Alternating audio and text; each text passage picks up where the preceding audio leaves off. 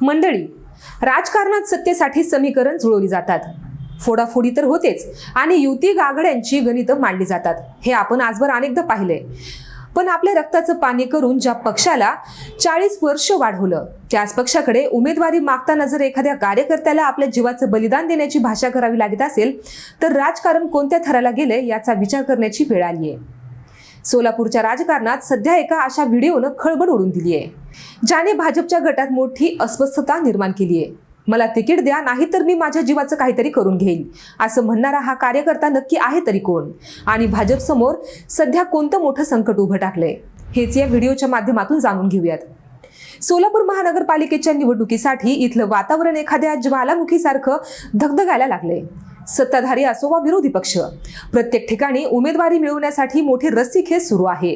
पण सोलापूर भाजपमध्ये जे घडतंय ते केवळ पक्षांतर्गत बंडाळी नाही, तर 40 वर्षांच्या निष्ठेचा मोठा झालेला कडेलोट आहे।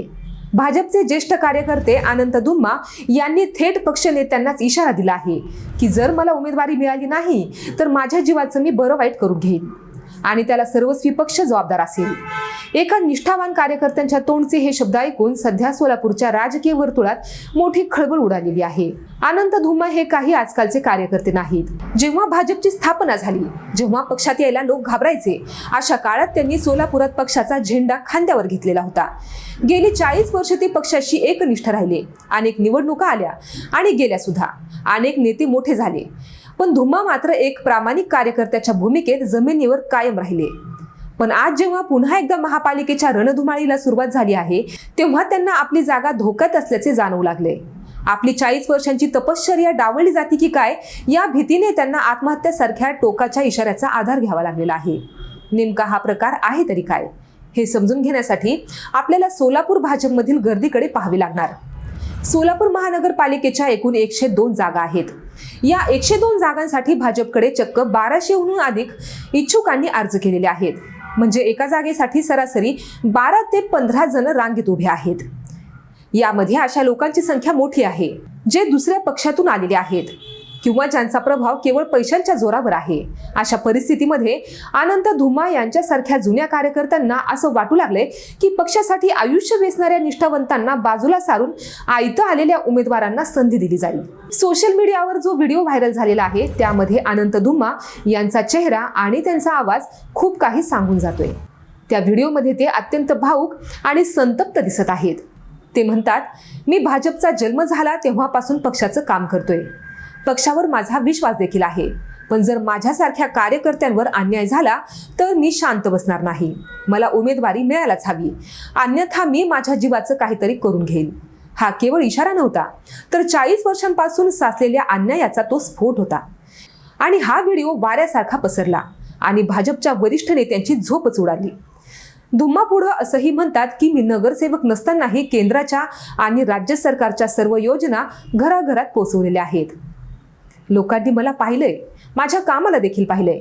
जर इतकं काम करून सुद्धा जर माझ्या पक्षाला माझ्या निष्ठेची किंमत नसेल तर मग जगून तरी काय उपयोग। हा प्रश्न केवळ अनंत धुम्मा यांचा नाही, तर राज्यातील अनेक शहरांमधील जुन्या कार्यकर्त्यांचा आहे। भाजप हा शिस्तप्रिय आणि कार्यकर्त्यांचा पक्ष मानला जातो, पण वाढत्या विस्तारामुळे जुन्या कार्यकर्त्यांना अडगळीत टाकलं जातंय का, असा गंभीर प्रश्न या निमित्ताने उपस्थित झालाय। व्हिडिओ व्हायरल झाल्यानंतर सोलापुरात इतकी चर्चा झाली की शेवटी अनंत धुम्मा यांना समोर येऊन स्पष्टीकरण द्यावं लागलं। त्यांनी नंतर सांगितलं की ते विधान त्यांनी अतिशय भावनेच्या भरात घेतलेलं होतं, पण राजकारणात भावनेच्या भरात दिलेला इशारा सुद्धा खूप काही सांगून जातो। त्यांनी जरी आता सबुरीची भाषा केली असली तरी त्यांच्या मनातील ती खतखत अजून सुद्धा कायम आहे। त्यांना न्याय हवाय आणि तो न्याय केवळ उमेदवारीच्या स्वरूपातच मिळू शकतो, असं त्यांचं ठाम मत आहे। आणि या सर्व प्रकरणावर भाजपच्या शहराध्यक्षा रोहिणी तडवळकर यांनी अत्यंत सावध प्रतिक्रिया दिलेल्या आहेत।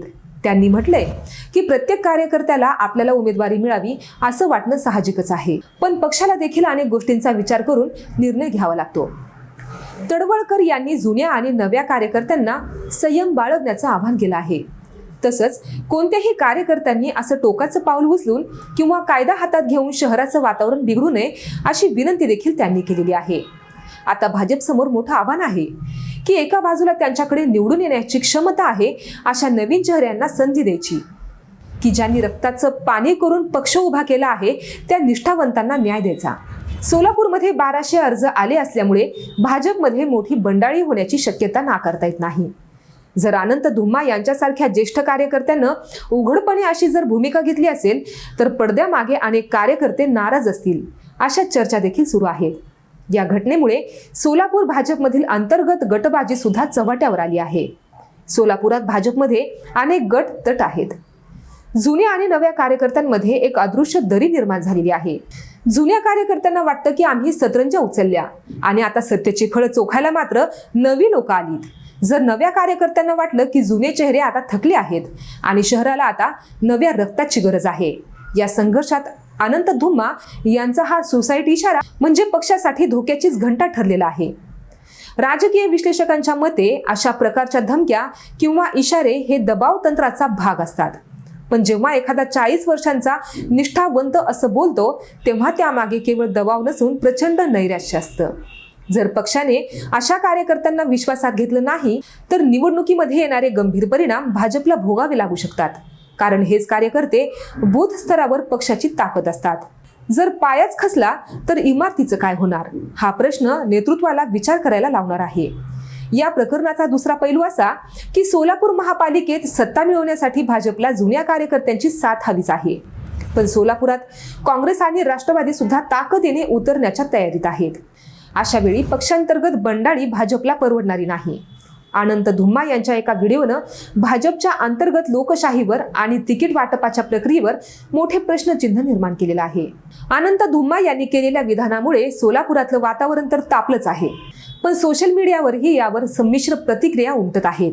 काही लोक म्हणतात की उमेदवारीसाठी जीवाचं काहीतरी करून घेण्याची भाषा करणं चुकीचं आहे, तर काहींना धुम्मा यांची व्यथा पटते.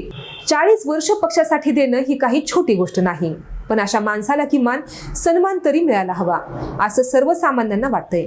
सध्या तरी भाजपनं यावर पडदा टाकण्याचा प्रयत्न केला असला तरी धुम्मा यांच्या रूपानं एक ठिणगी पडलेलीच आहे. ही ठिणगी निवडणुकीच्या काळात वनवा बनणार की पक्ष नेतृत्व वेळीच ही आग विझवणार, याकडे सर्वांचंच लक्ष लागलंय. मंडळी, तुम्हाला काय वाटतं? 40 वर्ष पक्षाला देणाऱ्या कार्यकर्त्यांना डावलणं योग्य आहे का? कमेंट्समध्ये नक्की सांगा. आणि अशाच ताज्या अपडेट्ससाठी आमच्या पब्लिक कट्टा ह्या YouTube चॅनलला सबस्क्राईब करायला विसरू नका. धन्यवाद.